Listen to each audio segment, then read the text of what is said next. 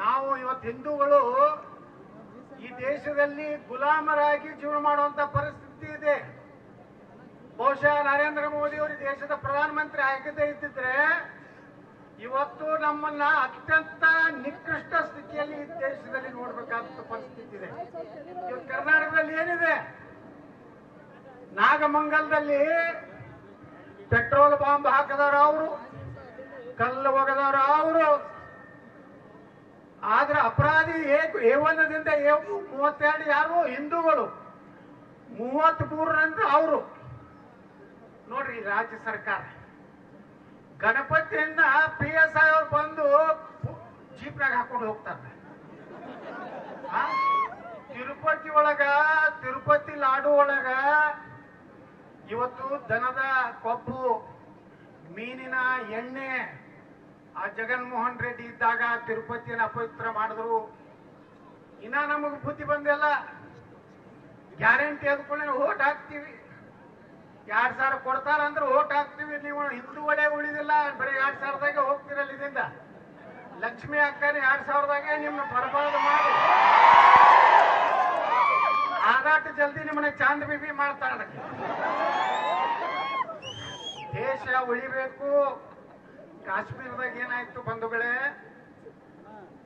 ಕಟ್ಟಿಗೆ ಕೊರಿಯೋ ಮಷೀನ್ನಲ್ಲಿ ಹಿಂದೂಗಳನ್ನ ಕೊರೆದ್ರು, ಸಾಲಗೆ ನಿಂದ್ರಿಸಿ ಗುಂಡು ಹಾಕಿದ್ರು. ಅದು ಕಾಶ್ಮೀರದಾಗ ಆಗೈತಿ ಬಿಡ್ರಿ, ನಮ್ಮ ಬೈಲೊಂಗಳಿಗೆ ಏನ್ ಸಂಬಂಧ?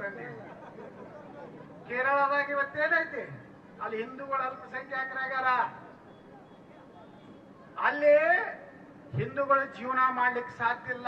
ಲವ್ ಜಿಹಾದ್, ನಮ್ಮ ಹಿಂದೂ ಹೆಣ್ಮಕ್ಕಳನ್ನ ತಲೆಯನ್ನ ಕೆಡಿಸಿ ಅವರ ಲಗ್ನ ಆಗಿ ಇವತ್ತು ಇರಾನ್ದಲ್ಲಿರುವಂತ ಭಯೋತ್ಪಾದನಾ ಸಂಘಟನೆ ಒಳಗ ಅವ್ರನ್ನ ಇವತ್ತು ಲವ್ ಜಿಹಾದ್ ಮೂಲಕ ಅವರು ಮಾನವ ಬಾಂಬ್ ತಯಾರು ಮಾಡುವಂತ ಪರಿಸ್ಥಿತಿ ದೇಶದಲ್ಲಿ ನಾವು ನೋಡಿದೀವಿ. ಬಂಧುಗಳು, ಇವತ್ತು ಹರೀಶ್ ಪುಂಜಾಲ್ ಹೇಳಿದ್ರು, ಬಾಂಗ್ಲಾದಲ್ಲಿ ಇವತ್ತೇನಾಗ್ಲಕತ್ತದ, ಯಾವ ರೀತಿ ಹಿಂದೂಗಳ ಮೇಲೆ ದೌರ್ಜನ್ಯ ಆಗ್ಲಕತ್ತದ. ಆ ದೇಶದ ಪ್ರಧಾನಮಂತ್ರಿ ಓಡಿ ಬಂದು ನಮ್ಮ ನರೇಂದ್ರ ಮೋದಿ ಅವರ ಆಶ್ರಯ ತಗುವಂತ ಪರಿಸ್ಥಿತಿ ಇವತ್ತು ನೋಡ್ರಿ. ಯಾವ ಮುಸ್ಲಿಂ ರಾಷ್ಟ್ರಕ್ಕೆ ಹೋಗ್ಲಿಲ್ಲ ಹೆಣ್ಮಗಳು, ಎಲ್ಲಿ ಆಶ್ರಯ ಬಂದ್ರು? ಭಾರತಕ್ಕೆ ಬಂದ್ರು. ಭಾರತಕ್ಕೆ ಯಾಕೆ ಬಂದ್ರು? ಇಲ್ಲಿ ಹಿಂದೂಗಳು ಬಹುಸಂಖ್ಯಾತರವ ಅಂತ ಹೇಳಿ ನನಗೆ ರಕ್ಷಣೆ ಆಗ್ತದೆ. ಒಬ್ಬ ಮುಸ್ಲಿಂ ಮಹಿಳೆ ಪ್ರಧಾನಮಂತ್ರಿ ಭಾರತದಲ್ಲಿ ಆಶ್ರಯ ತಗೋಬೇಕಾಯ್ತು.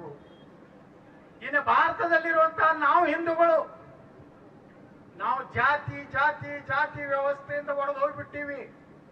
ಗಣಿಗರು, ಪಂಚಮಸಾರರು, ದಲಿತರು, ಹಿಂದುಳಿದವರು ಈ ರೀತಿ ನಮ್ಮನ್ನೆಲ್ಲ ಒಡೆದು ಬಿಟ್ರು. ಆದರೆ ನಮ್ಮ ರಾಜಕೀಯ ವ್ಯವಸ್ಥೆ ಒಳಗ ನಿಮ್ಮ ಯಾವ ಓಟಿಗೂ ಕಿಮ್ಮತ್ತಿಲ್ಲ. ಅವ್ರ 15% ಅದರ ಅಂದ್ರೆ ಇವತ್ತು ಸರ್ಕಾರ ಯಾರ್ದೈತಪ್ಪ ಅಂದ್ರೆ ಅವ್ರದೇ ಐತಿ.